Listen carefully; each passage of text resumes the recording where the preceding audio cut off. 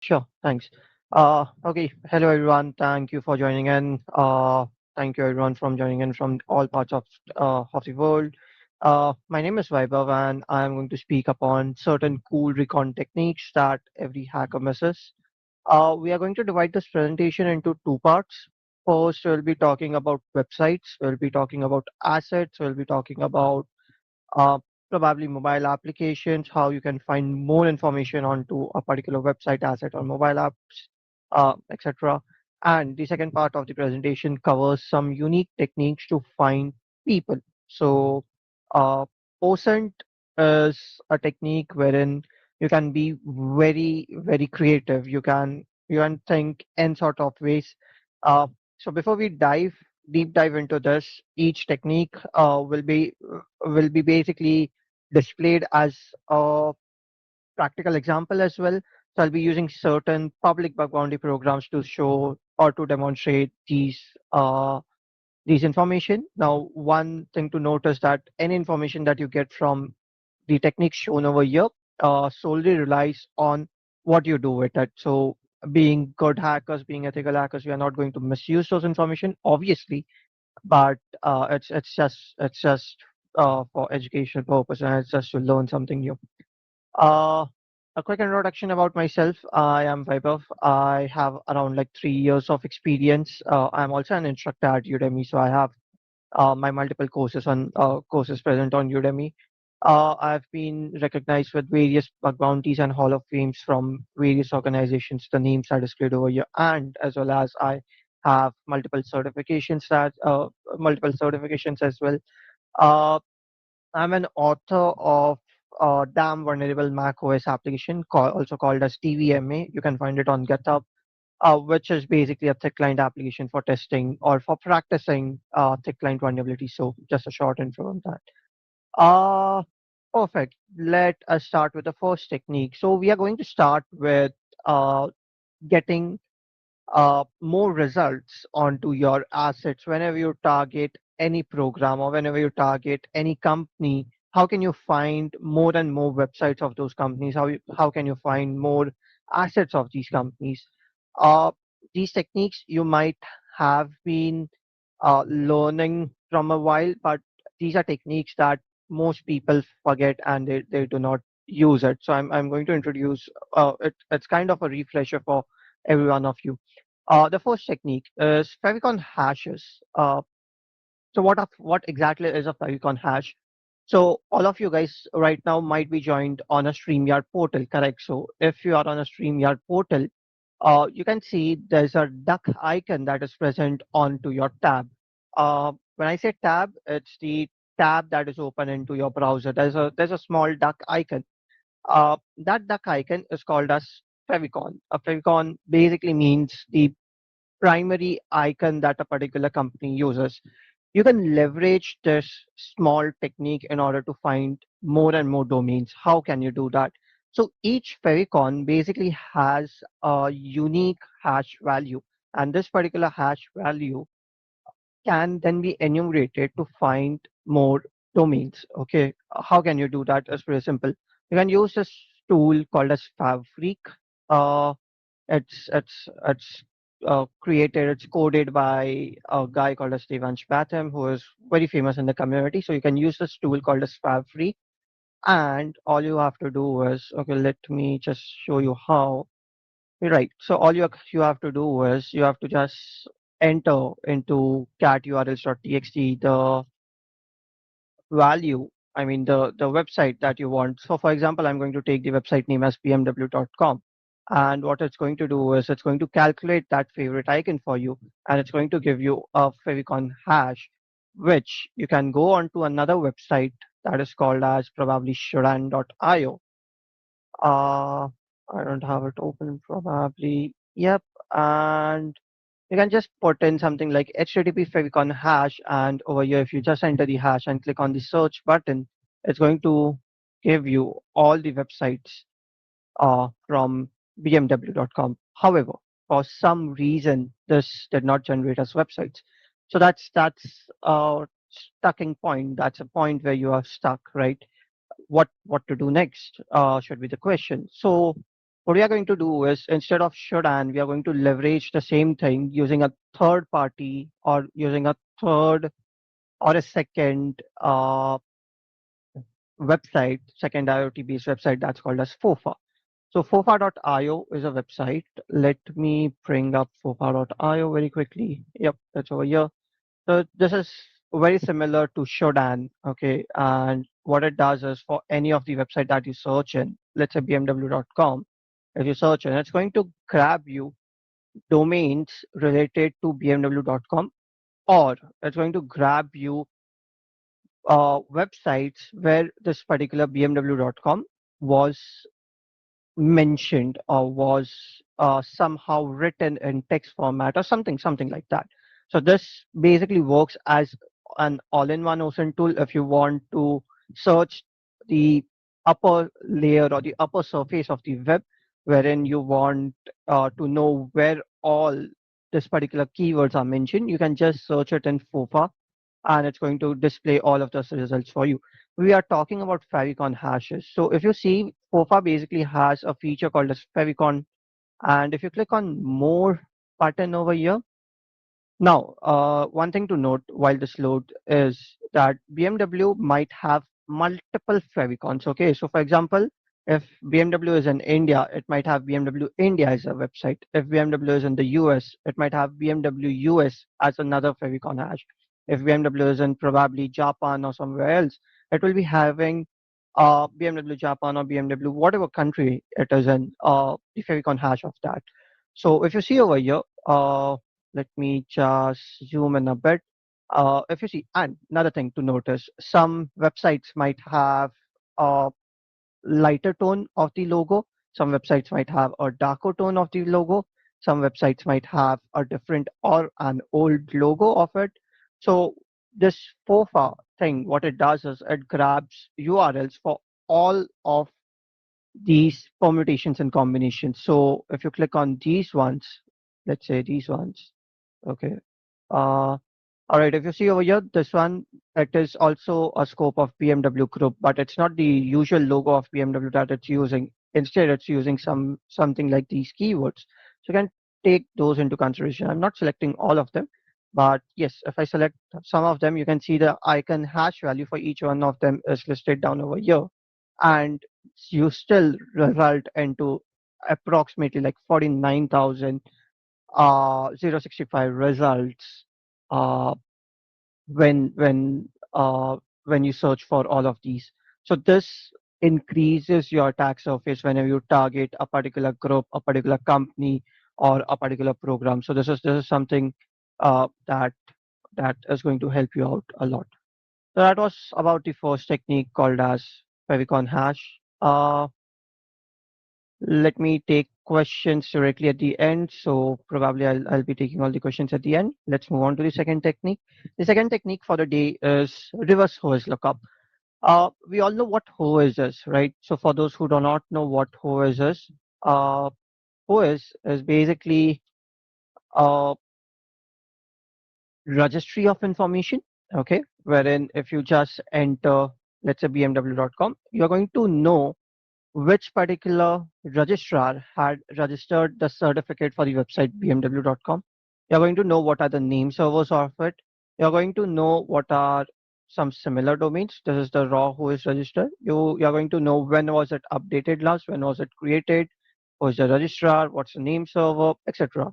So who is going to give you a lot of information about the certificate that that particular website has been registered for. Now you can leverage this out. Okay, you can leverage this out. How? That is the question. Uh, let's say you have something called as bmw.com. Okay, and if you see over here, the name server for this is bmw.de, which means it's a Dutch website for which the name server is present. Okay, so bmw.com and you have bmw.de. This probably states that there will be other websites that will be using the same registrar information, correct? How can you find it? That's when our tool reverse OS lookup comes into picture. Okay, so if you go over here onto this particular website that says reverse OS lookup, what it's going to do is it's going to all right, sorry. It's going to take this name servers, it's going to take this registrar domain IDs, or probably some other information like these name server information, and it's going to perform a reverse OS search. Okay, and this reverse OS search is going to give you more details. Okay, so for example, if I write over here bmw.com, all right, it's going to give me 972 more domains, and if you see, you're getting a very easy list of all of the uh, all of the subdomains of bmw.com. All right, so if you see, you have, obviously these might have some fake domains as well. So for example, there's this website called as me-bmw.com, which might be fake. You might not be able to get information of it. It's a fake domain. That's obvious. Okay, but if you see, if you have a close look at it, you might be able to find some information which is related to your main website. That's bmw.com. Okay, I have a little example for Quora. Let me just write for Quora.com, and yep. So if you see for Quora.com, okay, you get a lot of information. So Quora.com, and you have Quora.net. That's a different, altogether, a different, uh, what do you say, TLD. The third, from .com, your scope has changed to .net. You have Quora.us. You have Quora.net again, and some companies, what they usually do is, let's say Google. Okay, so if you just mention over your google.com, okay, now mark the words, it is not google.com, it's google.com. If you hit enter, it's going to automatically redirect you to google.com. Now why did this happen? Because what Google did was, it does not want you to fall into trap of a third party phishing website. Okay, it does not want you to fall into a trap of phishing website. So what Google does is, it takes in certain common mistakes. Okay, and once it takes in certain common mistakes, it's going to register their domains for these common mistakes, and it's going to redirect the user from that mistaken domain to their original domain. A lot of big companies do this. Okay, so if you have a look at here, what Quora might have also done is, they might have taken a similar name account, that is Quaura, Quora, okay, .net. So if someone comes to, or if someone types in Quora.net, it might be automatically be redirected to Quora.com. Now why is this important for us? This is important for us because, although Quora.net's primary job is to redirect the user to some other website, to their original website, but there might be a chance that there might be some other subdomains, or there might be some other ports that might be running on Quora.net, right? And using this, you can go and check out if there are any findings, or if there are any vulnerabilities, or any zero-day exploits that might be available on this particular website, because not a lot of people are hacking on this website. There are only very few limited people who are actually looking at this Quora.net, because they never thought of it. So that's another technique that you can use up in order to find more assets. That's reverse OS lookup. All right, coming to the third technique. The third technique is Crunchbase. Uh, I'm sure a lot of people must be knowing about Crunchbase. For those who do not know, Crunchbase is basically a website where you can find information of other company domains. Okay, so if you just enter over here, all right, it's verifying me if I'm human. Yeah, if you just enter over here, let's say Google, okay, and you can come to know about what's the growth score of Google, what's the CB score, what's the heat score, how Google is performing and the recent trends. Okay, what are the predictions and insights? What are the financials? By the way, you have to register to get the financials. What are the number of acquisitions? That's something that is interesting. Uh, we'll talk about this in a moment, but just remember that this is something that is interesting. Number of acquisitions, number of investments, etc. Some employee profiles, those are public. The people, the employee profile, etc. So a lot of information you can find using Crunchbase. Okay, how can you leverage Crunchbase in order to find more information, or in order to increase your asset scope? Well, M&A, that is merger and acquisition. Each big company does merger and acquisition. So if let's say there's some company that you're working on, they might acquire a small firm any time of the day to kill competition or to increase their hands into something that they are not in currently, right? Uh, but when an M&A happens, is it that all the resources of the other company that is getting acquired are safe? That's when we kick in. Okay, that's when. Uh, all right. It seems that the stream has frozen. Is that the case for everyone, or is it okay? I guess it should be okay.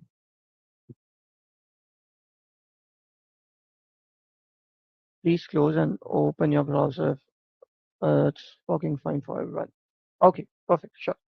Uh, all right. So when merger and acquisition happens, right? So the other companies, the acquired company, the company that is getting acquired, all of those technical assets, right, including mobile applications, their websites, their networks, everything gets uh, acquired by the primary company. Okay, that's when we kick in, right? So, for example, over here, I'm going to take an example of Morgan Stanley, all right, and Morgan Stanley probably has acquired around like 19 other companies. We as attackers or we as cybersecurity experts are not just targeting Morgan Stanley, but we are targeting their acquisitions as well. Why? Because once this particular company is acquired, 99% there's a chance that this particular company's website, right? So if you go over here and see, the company's website is going to get down, but if you're lucky enough, the company's website will be up and running. So what if you find a finding, or what if you find a vulnerability over here? If you find a vulnerability or a 0 day over here, you are directly going to report it to Morgan Stanley. Why? Because you have this particular company has been acquired by Morgan Stanley and is now an asset of Morgan Stanley. So Morgan Stanley uh, won't he does not Morgan Stanley won't know or does not want that their acquired companies might have any findings or might have any vulnerabilities present in them. Now there's a problem over here. The problem is that with Crunchbase you can only see the top 5 results, and that too for some uh, I guess some hours, or some results are only free until and unless you don't start up with a pricing plan. But there's a small hack that you can do. You can just go to inspect element and oops, yep, and you can just remove these filters. And once you remove one particular filter, all right, let me remove this one. Yeah, yep. So if you try to remove this, and if you click on the one that was not visible earlier, okay, all right, I guess I need to do it again. Yep. If you click on this one, okay, you can see there's a clickable link. Just click on right click and open link in new tab, and you can get some more results for free before you try and purchase the free plan. So again, you can know that Core Advantage was acquired by Morgan Stanley, and you can try and hack over there. Now, uh, there's one more thing that you should know before we close Crunchbase. Morgan Stanley has sister companies as well. Okay, and what do you mean by sister companies? Uh, Google. Okay, Google has a sister company called as Alphabet. Google has a company called as Docs by Google, Drive by Google, Movies by Google, YouTube, etc. So why don't you just check the main website? Why don't we also check uh, the sister companies as well, right? So you can find all of the sister companies for one particular thing. All right, let me, yeah. So let's say again your target is Morgan Stanley. Okay, why don't we check all the sister companies of Morgan Stanley as well? So Crunchbase is going to help you out, and if you see there are around like I don't know how many of these are, but it should be greater than 15 at least if I'm not wrong. So if you see, you have the main company Morgan Stanley, you have MSJ Japan, you have MS Alternative Investment Partners, Wealth Management, Expansion Capital, Venture Partners, etc. each company also will have their mergers and acquisitions different. Okay, so there might be some companies that might be merged into. Okay, let me just search for acquisitions. All right, we don't have someone over here. Let's check over here.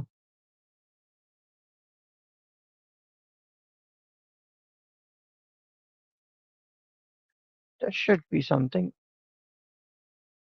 Okay. I guess the financial details are blocked as of now because we need to register ourselves. But yes, what I wanted to say is that each one of them will be having a certain amount of acquisitions as well. It's not always that the acquired companies go into their primary company, that's Morgan Stanley. They might go into Morgan Stanley Capital Partners or maybe Dean Ritters, etc. And over here, we are just talking about the companies. We are not even talking about their websites, their scope, their assets, etc. We are just talking about the major company that you can target on. So if you're looking for something for a particular company, you can go forward and yeah. So if you see over here, Morgan Stanley Capital Partners, the number of acquisitions that they have done is 15. So the main company, the primary company had done some number of acquisitions. Now these guys have done more 15 acquisitions, so that increases your scope tremendously. So yep, that's the third technique that you can do. You can find mergers and acquisitions, and using which you can increase your attack surface. Uh, the technique number 4 is way more. You guys must have heard about Wayback Machine. Okay. For those who does not know about Wayback Machine, Wayback is basically a time machine. I guess there was one more talk for Wayback Machine as well, so I'm not going to go into much depths of it. But there's something called as Wayback Machine, wherein if you just write, let's say, apple.com, for example, you can go back in time, back in internet-based time up till 1996, and you can know how in 1996 Apple's website looked like. Not just the website, but if you use their APIs, you can also know what API endpoints they were using, uh, what parameters they were using, what subdomains they were using, etc. So you can get all of these information. But why just way back? Okay, there are other such tools that can give you a lot of information, right? So what way more does is it's a tool by this particular guy called as XNL Hacker, and what it does is it gives you tremendous source of information from all the crawlers that are around the web. Okay, and there are like Wayback Machine, there's Common Crawl, there's Alien Vault OTX, and there's URL Scan. Yep, Anil says that we know on day one session. That's right. So Wayback was already discussed in first day of the session, but I'm introducing you to something called as Way More, which basically indexes or crawls a lot of links from a lot of these different sources. Okay, so just do not use Wayback. You can use Way More. One important point to note is urlscan.io. Okay, so we are going to talk about this website, this beautiful website called as urlscan.io in a couple of moments. All right, and we are just going to just check these things. Okay, so the problem with way more is that it uses so if you look at its GitHub repository, this is how Vmode is, right? And if you look at this, is there's a small problem with Wayback is that it does not uh, it's not a speedy solution. Okay, it's a slow solution. Why? Because it is meant for coverage and not for speed. All right, and it's something that it's not very speedy. It's not very fast. Why? Because it's going to it is going to it's meant for coverage. So here's an example for Waymore. So what I've done is I've already listed Waymore for pmw.com, right? And if you see over here that from Waymore, we were able to hit from Wayback Machine just we were able to hit around like 187 targets. Common Crawl gave us 287 more targets. Alien Vault gave us 1091 more targets. And there were some more extra links from urlscan.io that gave us 514 targets. So a lot of hackers are just going to check Wayback Machine and they are just going to think, hey, Wayback is giving so much targets. But these are the targets that no one looks out for. These are the targets that someone uh, might not look out for. So in total, you get a lot of targets more than what would you just get from Wayback Machine. Now, uh, to add the cherry to the topping, okay, I'm going to introduce you to urlscan.io, and we are going to check for third-party endpoints effectively. Okay, that's the technique number five, the recon technique number five. Uh, what's urlscan.io? Well, if you're going to target a website, let's say tesla.com, okay, you might just search for tesla.com everywhere, tesla.com, tesla.in, tesla.net, etc. You're just going to search it from everywhere, right? But there's something that is more important to you, and that's uh, being creative. Okay, so Tesla might be having websites such as Tesla dash, let's say Tesla dash Google.com for their Google website, or for something that they might be hosting up. There might be a chance that Tesla might be having something like Tesla underscore hello.com or Tesla dash hello.com, websites like these, right? A lot of times hackers usually miss these source of information, and that's where you can find it from urlscan.io. So what you have to do is you have to go onto this website called as urlscan.io. I'm going to take over here an example of BMW. Okay, BMW, and I'm just going to add a simple query that is BMW dot star.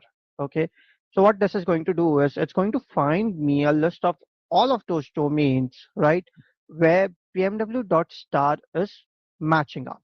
Okay, so for example, it gave me the website bmw.com. That was obvious. It's going to give me that, right? It gave me a website called as bmw.de. Okay, that means we have a Dutch website of it. That's bmw.de. It gave us a website called as bmw-bremen.de. Okay, this is something that you might not have been found if you're just targeting for bmw.com. If you run a list of subdomain finders on bmw.com, you will never be able to find this out, right? Uh, if you go and forward and open this up, okay. All right, let us open this up directly. Oh, oops. Let me open it up over here. Right. So if you open this up over here, you can see that this is the official website for BMW.com itself. Okay, you can match it by using either the favicon hash, or you can match it by going over here into settings, connection is secure, and checking the certificate. And if you see the certificate is Bremen.de, you can go and forward and check all of these certificate details, their OS records, etc. And you'll be able to find that, okay, this is an original website. So something websites like these you will never be able to find using a subdomain scanner, right? Now, something that's more interesting is uh, probably I found it somewhere. Let me just copy this up and paste it. Yeah. So if you see over here, there's something called as bmwusa.com. Okay. So when it comes to bmw.com, you can never find bmwusa.com. Why? Because it's not matching your bmw.com. Your target is, okay, star.bmw.com. Anything ending with bmw.com should be in my scope. That's where you find uh, a lot of subdomains for bmw.com. But what about missed domains like these? That is bmwusa.com, that is missed websites like bmw-bremen.e, missed websites like bmw.co.id. Okay, so again, this is something that is very interesting. It's a unique website called as bmw.co.id. So if you go to urlscan.io, you can always find a lot of such websites. You can also check for these websites, but these websites are probably fake, if I'm not wrong. This seems to be a real one, although. But yes, if you see, this is BMW dash service dash /ski, I don't know what that means, .pl, and many such things. So yep, URL scan.io is another technique wherein you can go and find all of these uh, details. Yes, there might be some false positives, but I'm pretty sure that this particular technique is going to increase your asset. It's going to increase your scope of testing. All right, moving on to the next one. So, what happens once you uh, find these websites? What to do next with it? So a common miss thing that a lot of hackers does is they just target the uh, websites. Okay, so they just target port 80, they just target port 443, but they don't understand that there might be a lot of things that might be hosted on other ports as well. Now, if you have a long list of subdomains, something like that I have over here, called as hackerone.com. Okay, let me just clear this up.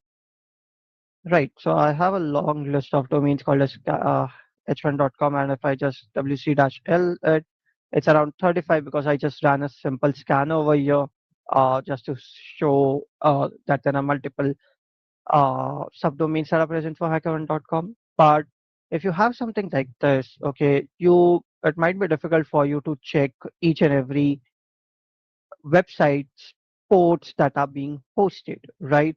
And once you have a list of hosted ports, you might also want to check if there might be any vulnerabilities that might be a part of this port or not.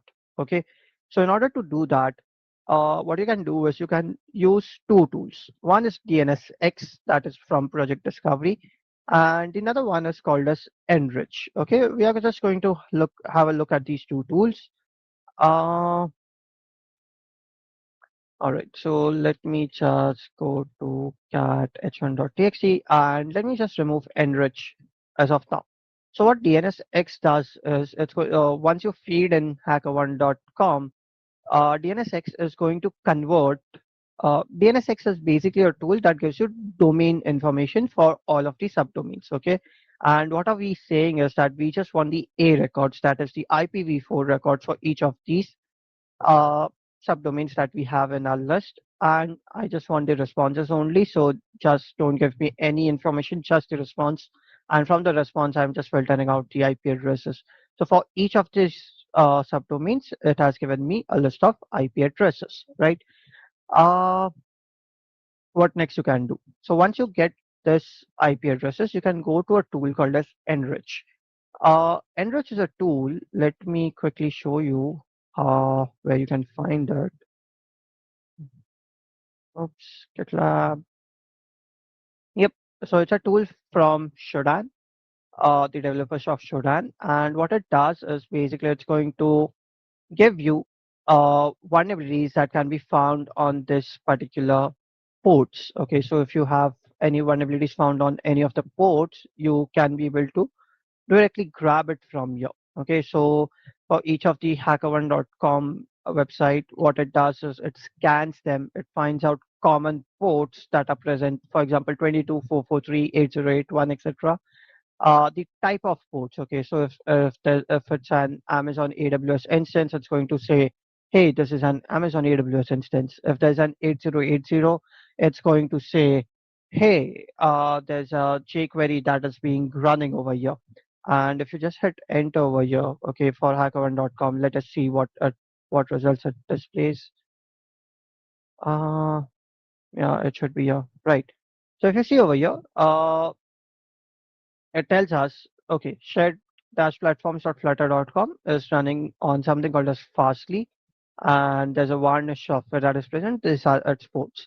You can see there's this IP address, there are these ports, there's Cloudflare that is there over here, so on and so forth. Okay, so you get the EC2 instance for this. Okay, now for those people who are onto cloud, you have got the EC2 instance of this. You can check for common EC2 misconfigurations onto this particular domain. Okay, it did not give us a particular vulnerability.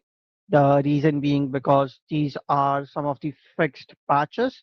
but if you target the uh, right website, you can try and find this. Uh, yep. So that's another tool that you can use. That is hunt CVs using enrich and DNSX. Uh, yep. So there's a discussion going on that which tool is great. That is Shodan, Census, or Dark Eye. Well, to answer your question, all three of them are great, but how do you cover all three of them? Let's say you have the API keys for all three of them, right? Let's say Shodan, Sensor, Zoomai, FOFA, etc. You have API keys for all three of them. Manually going to each one, each website of one, and scanning them up becomes a lot of difficulty, right? What can you do in that case? In that case, Uncover is a tool from Project Discovery, the same guys who developed Nuclei, which is a very powerful tool and scans for a lot of results. Uh, they created this tool called as Uncover. What Uncover does for you is, let me first visit you to Uncover's GitHub. It should be over here somewhere. Yes. So this is Uncover. Okay. It was last updated in June 20, so you can have a look at its latest version. I'm using an older version of it. Uncover supports multiple search engines. Okay, that includes Shodan, Census, FOFA, Hunter, Quake, Zoomai, Criminal IP, Public www, etc.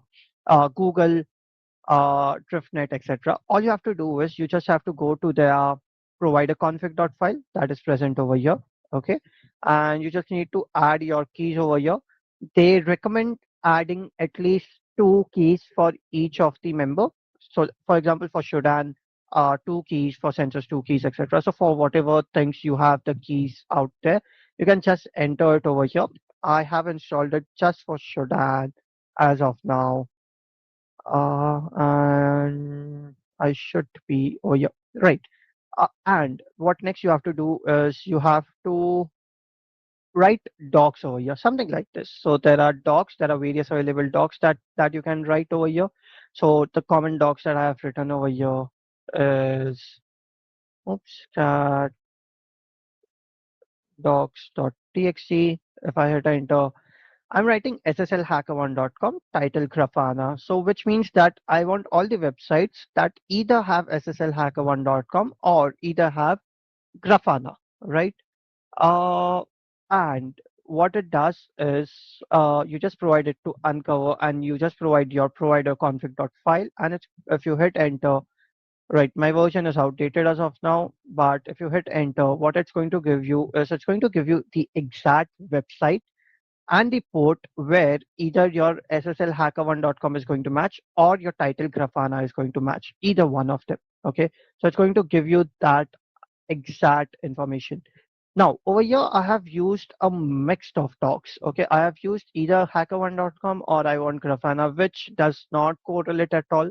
It's something that is a mixture of both.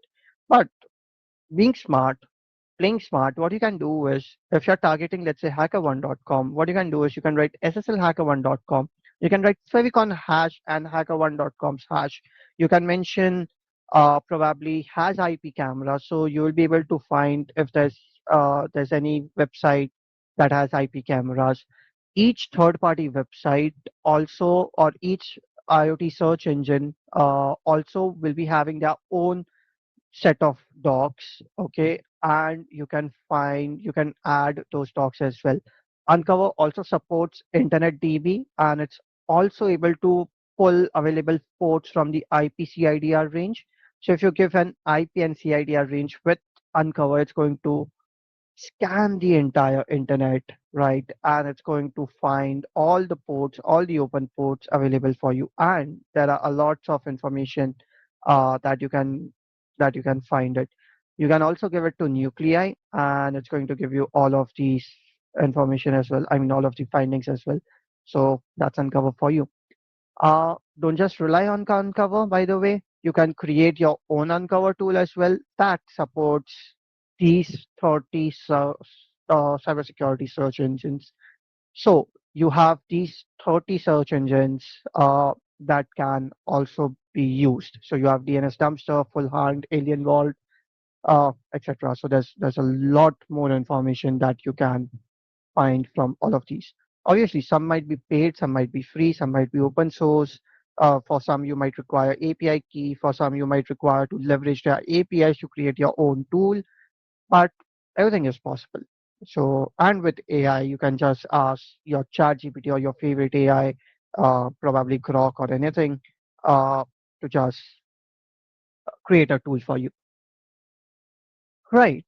Uh, that's all about devices. That's all about assets. That's everything about all of these things. Now we are going to move down to people. And when I say people, I'm not going to hunt for social media websites. I'm not going to hunt and scrape people's information from LinkedIn, Instagram, etc. That's very common things in any nature, right? I mean that's very common things. There's a lot of information that is available out on the internet to scrape Instagram, to scrape uh, LinkedIn, etc. But we are going to talk about certain hidden techniques that a lot of people do not use. So get ready for it. The first one, vehicle lens. Vehicle information from your database.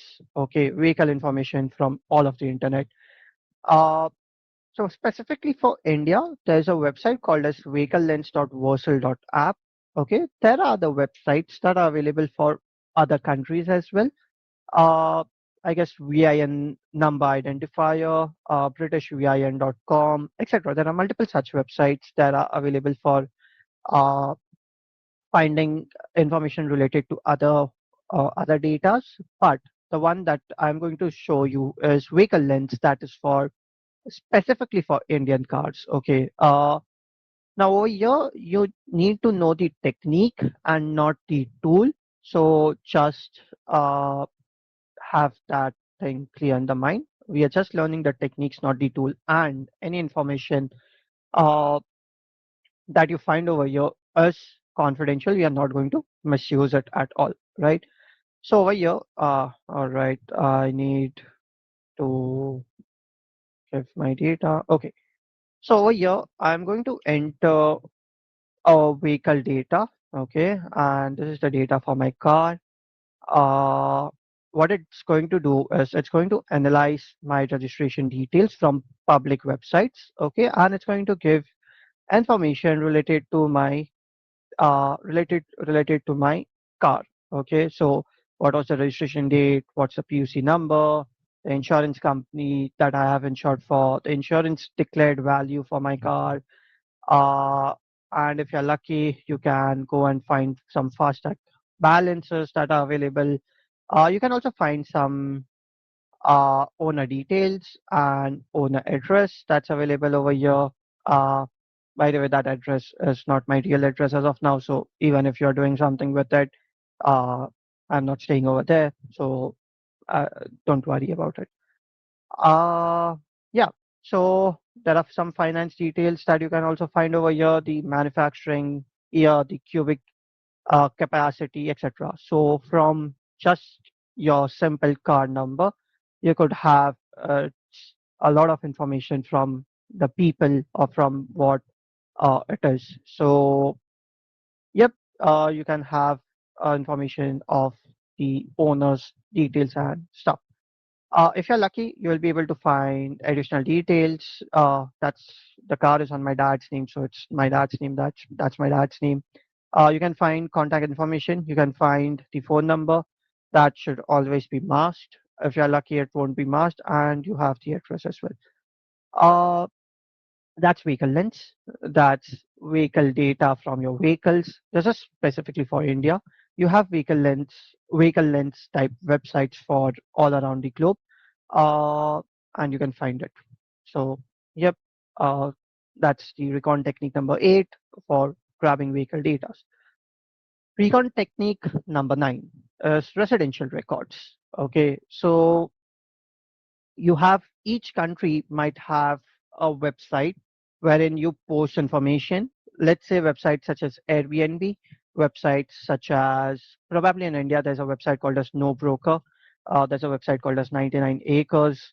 Okay, what these guys do is they put in your data, or you just upload your flat details over there, stating that I want to sell my flat, I want to rent out my flat, I want to put my flat on lease, etc.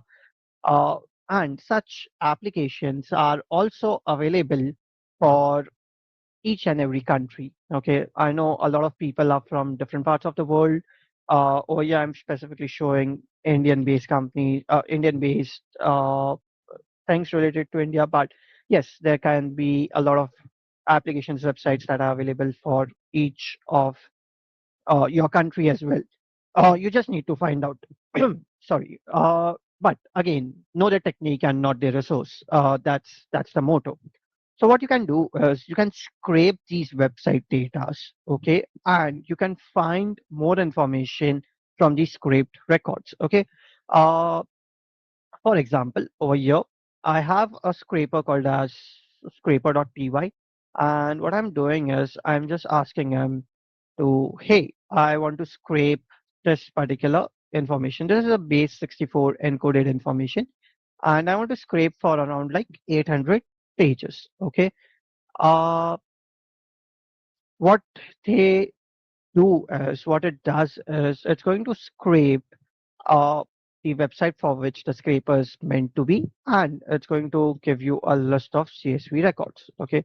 I'm just going to list down the CSV records, and what I'm going to do is,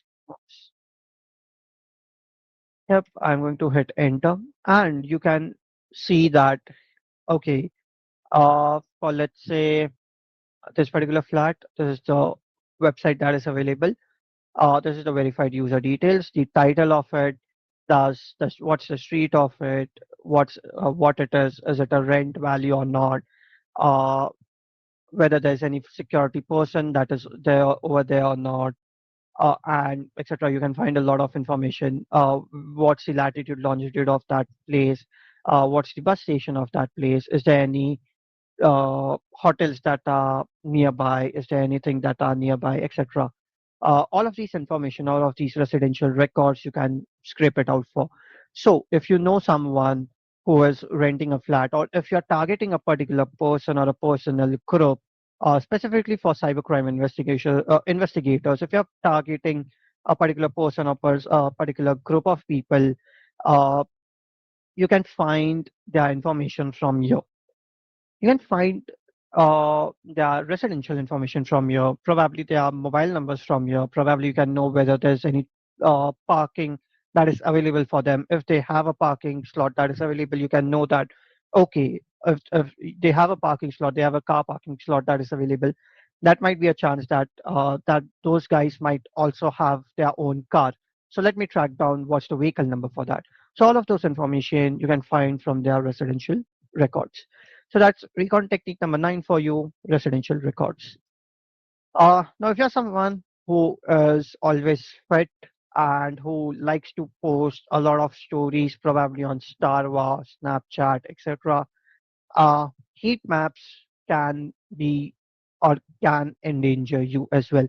So if you have someone who is a jogger, okay, or a marathon runner and likes to post, hey, I walked for like 10 kilometers today, hey, I had a marathon for 20 kilometers today, etc.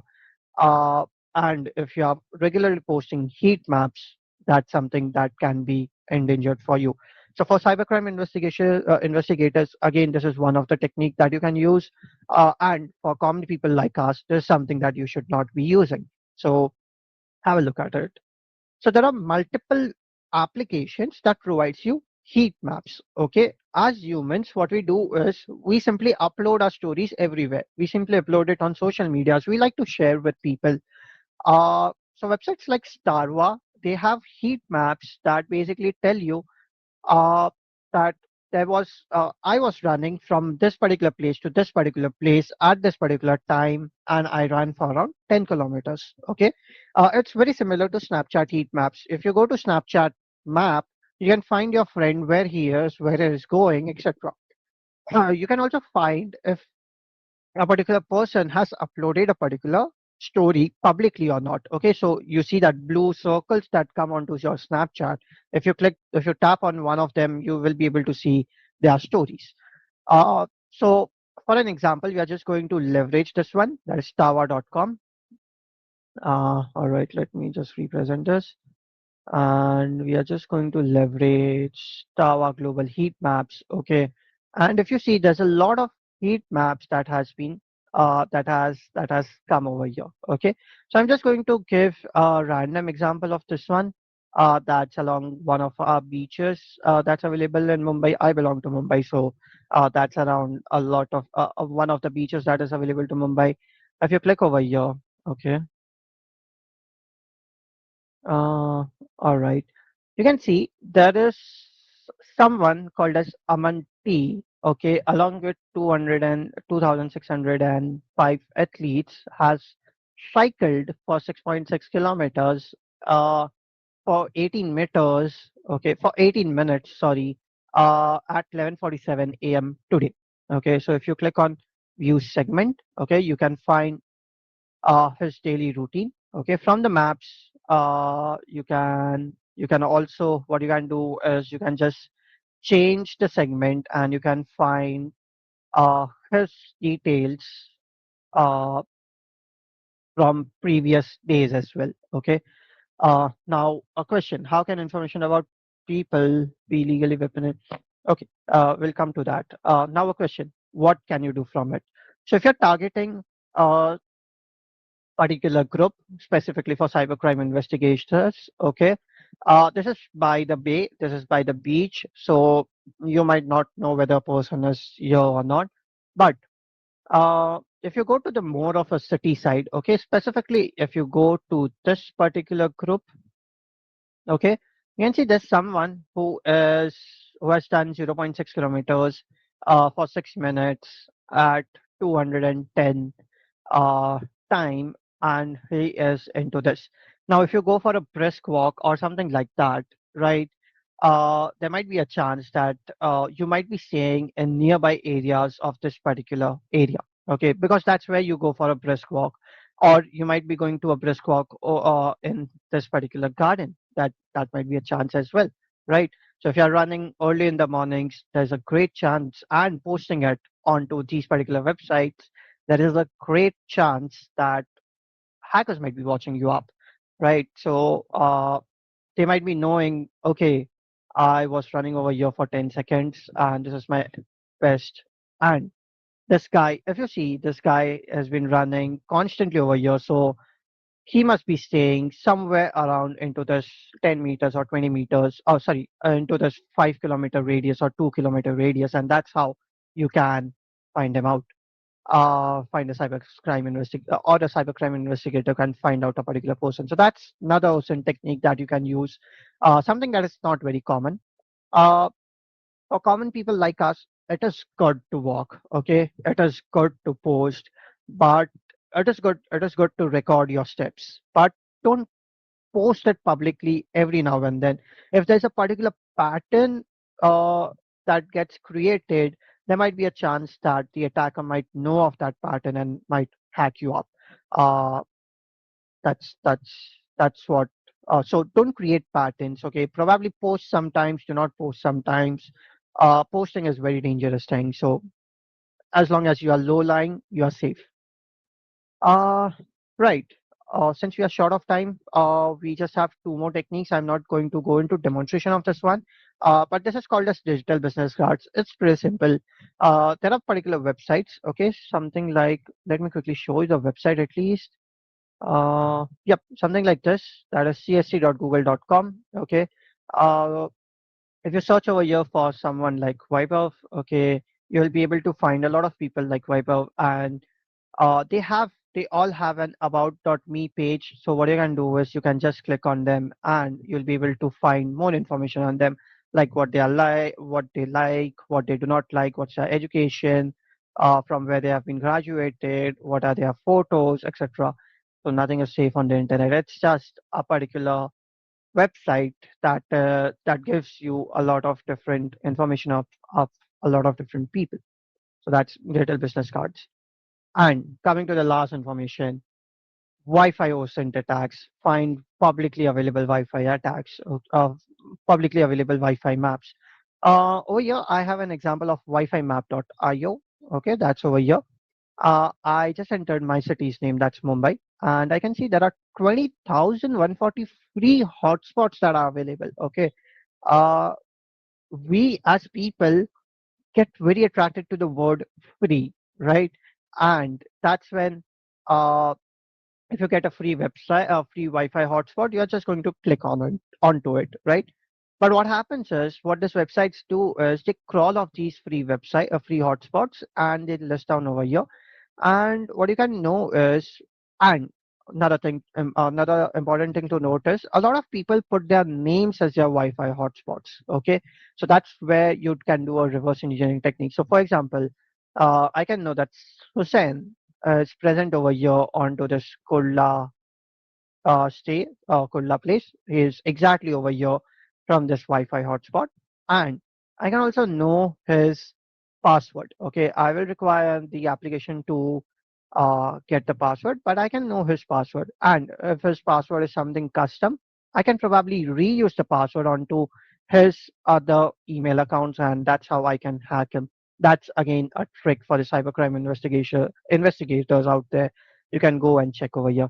And for us as common people, uh, do not put your Wi-Fi hotspots uh, onto public domains, because that's when it's going to get crawled over here somewhere, and it's going to harm you as well.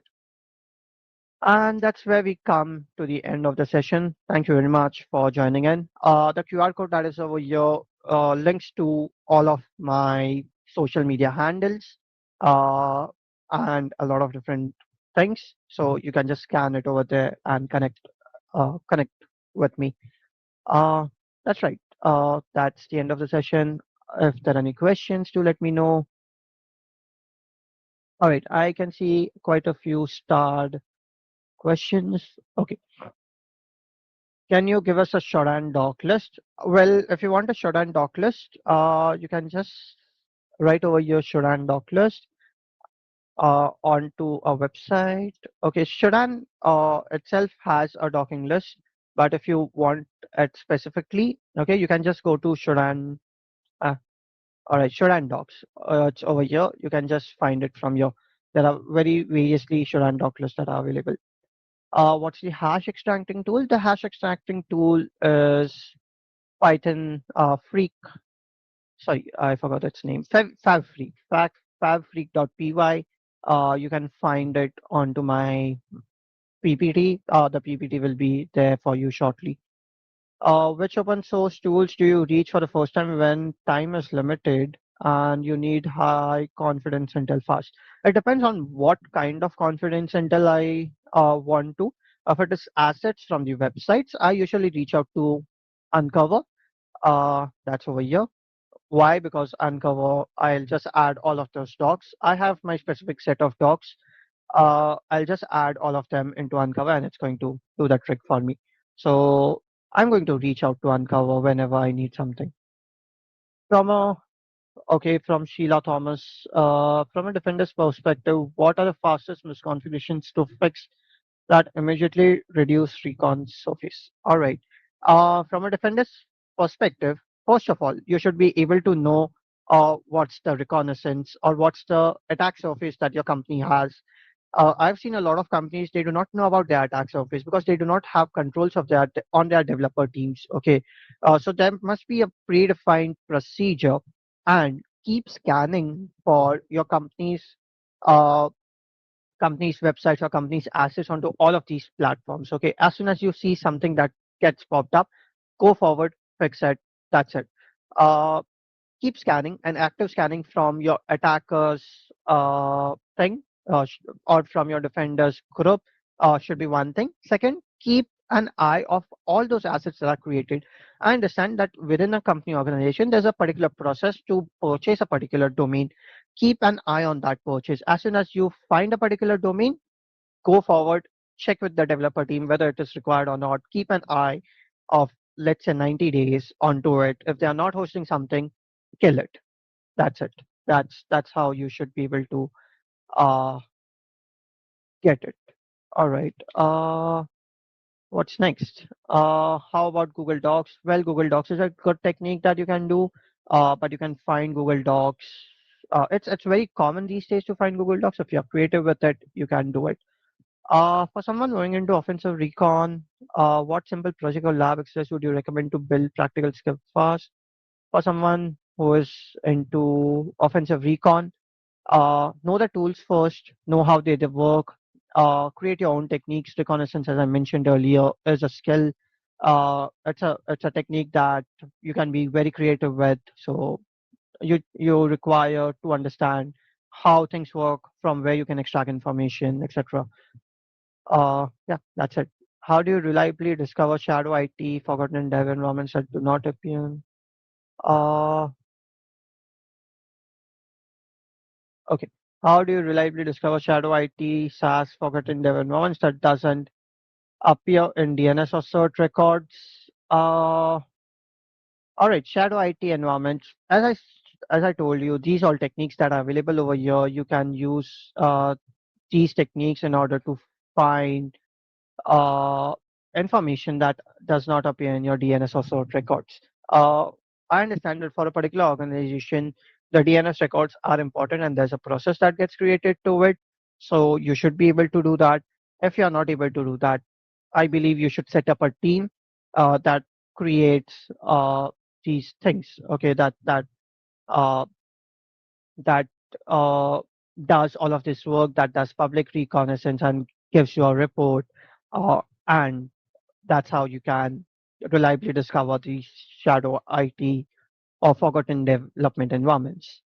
What's the fastest way to filter VBAC results for sensitive exposure, credentials, API keys, tokens, regex searches? So what you can do is once you have the VBAC results, you can write your own regex searches. Probably each API key might have certain number of characters. Each API key might have some patterns associated to it. You can use those regex patterns to find all of those things. Any tips for tuning subdomain brute force fuzzing to avoid noisy scans but still find low probability hosts? For subdomain brute force fuzzing, I usually like to do active reconnaissance, and I usually like to time those up, and that's how you can find low probability hosts without noisy results. So what you can do is I have a blog that is written around it. What you can do is you can probably take a set of words, okay, brute force those words in place of subdomain. So we usually rely on tools, right? But what I'm trying over here to say is, let's say hackerone.com, and you have a list, let's say hello world 1 to 3 ABCDEF, and a particular word list that lists all of them. What you can do is you can brute force them one by one into your subdomain, that's hackerone.com. So you can say hello.hackerone.com. Does this exist? If it does not exist, okay, never mind. Let's go to the second one. World.hackerone.com. Does this exist? Yes, it exists. Okay, perfect. Let's go ahead. So you can find it that way because active reconnaissance is something that very less people do around. What you can do is you can also do permutation and combination. For example, hello world, two different subdomains. You can combine them. Hello world.google.hackerone.com. You can try and check if that is available or not.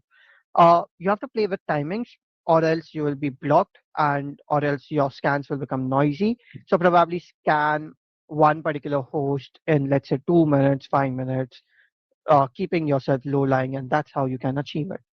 uh, I hope I answered that. How do you combine passive and active recon to avoid detection while getting actionable results? I guess can we just I just answered about it. So yep. What are some good OSINT practices while investigating financial frauds? While investigating financial frauds, you should be able to know the source account, the deposit account. Okay, you should be able to know the story of it, how it happened. From the deposit account, you can find uh, if it's related to finance, there must be some kind of verification that might have happened uh, with the bank. So you can find information from that verification. There might be a phone number an email address, a social media account probably assigned to it. From the email address, you can reverse search information of that particular person. From social media, you can hunt down that person. All of those things. You can create a chain of your own to do that. As a bug bounty hunter, what we can find in urlscan.io, as I showed you, Anil, you can find a lot of different assets from urlscan.io. Uh, you can find probably different subdomains from urlscan.io, those stuff.